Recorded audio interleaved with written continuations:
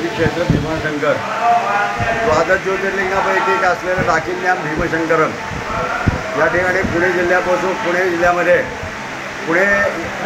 पुण्यापासून 120 kilometre अंतरावरती असलेलं महाराष्ट्रातलं द्वादश ज्योतिर्लिंगापैकी हे ज्योतिर्लिंग आहे। या ज्योतिर्लिंगाच्या ठिकाणी प्रतिवर्षी चैत्र वद्य द्वितीया ते नवमी असे 8 दिवस संतत जलधारा या रुद्राभिषेक, त्याचप्रमाणे चैत्र वद्य षष्ठी ते नवमी असे 4 दिवस पूर्वपासून म्हणजे आज 46वे वर्ष आहे।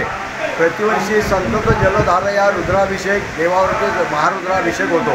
रात्रंदिवस देवावरती 11 झाले अभिषेक पात्र धरून प्रत्येक ब्राह्मण 2-2 तासांनी त्या ठिकाणी बदली करून रुद्राचं आवर्तन आणि जलधारा ही 4 दिवस बंद होत नाही।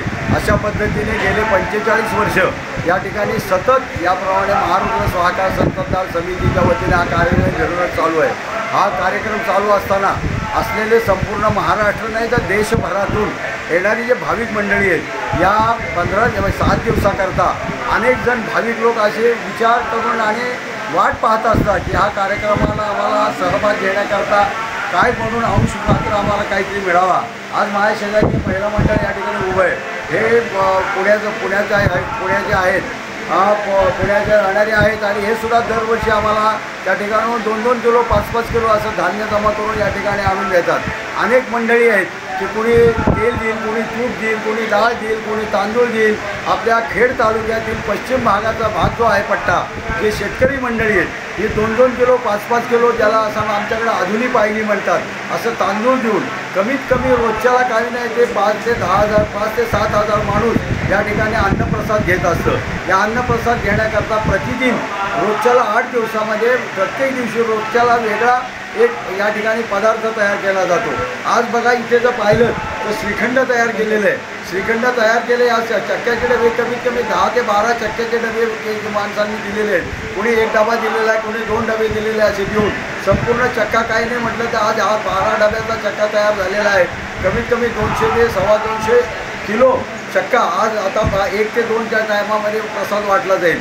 कालच्याला आमरस या ठिकाणी दिला गेलेला आहे। आपले गगनगिरी महाराज जे आहेत त्या गगनगिरी महाराजचे भक्त मंडळ आहे संगमनेर, त्या ठिकाणून त्यांनी कमीत कमी 400 किलो अंदाजे एवढा आमरस तयार होईल एवढा आंबा दिलेला आहे। त्यातून आमरसाची पंगत झालेली आहे। उद्याला या ठिकाणी गुलाबजाम होणार आहे। गुलाबजामाकरता कमीत कमी 160 किलो खवा या ठिकाणी आलेला आहे। तेल साखर वगैरे अनेक क्षेत्रातून येतात। आता आपले दोन्ही साखर कारखाने आहेत। प्रत्येक व्यक्ती कोणी 50 किलो 100 किलो साखर तूर डाळ आमके तमके देऊन असा हा कार्यक्रम आनंदाने आणि 8 दिवसामध्ये आज 45 वर्ष आम्ही करीत आहोत। ही भगवंताची सेवा आज 46व्या वर्षाचं पुष्प आम्ही या ठिकाणी अर्पण करीत आहोत। हा कार्यक्रम करीत असताना आज 1 तारखेला प्रतिवर्षी आम्ही श्रौताचार्य ब्रह्मश्री महाबळेश्वरकर गुरुजी यांच्या स्मृतिप्रित्यर्थ एक ज्योतिर्लिंग पुरस्कार म्हणून देत असतो।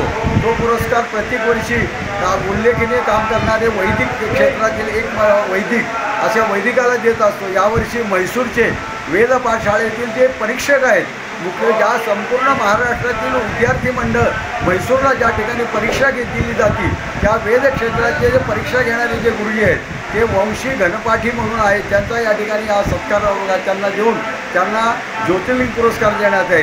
त्याचप्रमाणे आपल्या वारकरी संप्रदायातील जो कोणी एक चांगला उल्लेखनीय काम करणारी व्यक्ती असेल त्याला एक पुरस्कार दिला जातो। त्याचे आपले जे असणारे हरिभक्तपरायण गुरुवर्य साखरे महाराज यावर्षी साखरे महाराजांना आम्ही विनंती केली आणि त्यांनी तो मान्य केलेला आहे। वयस्कर आहेत परंतु ते सुद्धा या ठिकाणी येणार आहेत आणि त्यांना या 1 तारखेला संध्याकाळी या ठिकाणी पुरस्कार देण्यात आहे। असा पुरस्कार हा पण आमचा 46वं वर्ष आहे आणि वितरक काम आम्ही सर्वजण भक्त मंडळी संस्थान येणारी भक्त आणि ग्रामस्थ आम्ही सर्व मंडळी हा कार्यक्रम करीत असतो। धन्यवाद।